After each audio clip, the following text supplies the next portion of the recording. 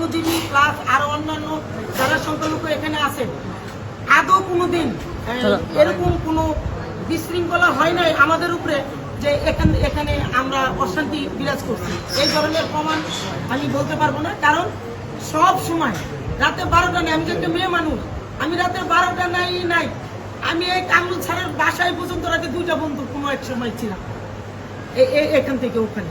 কিন্তু কোনো দিন আমাদের উপরে কোনো এই বক্তব্যে চিঠি রক্ষাকালী মন্দিরে আদৌ আমাদের কোনো অনুষ্ঠানে এখানে যারা মুসলিম ভাইরা আছেন এবং আমাদের সংগঠন, আমাদের অফিস প্রশাসন সবাই আমাদেরকে ঐক্যভাবে সার্বিক সহযোগিতা করেন এবং এক ডাকে সাড়া দেন।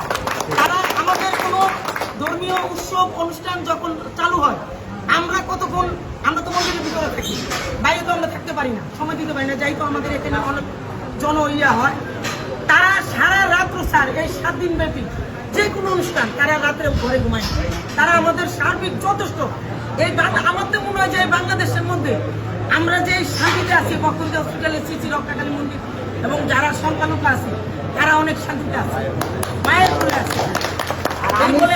আমি 2টা 3টা পর্যন্ত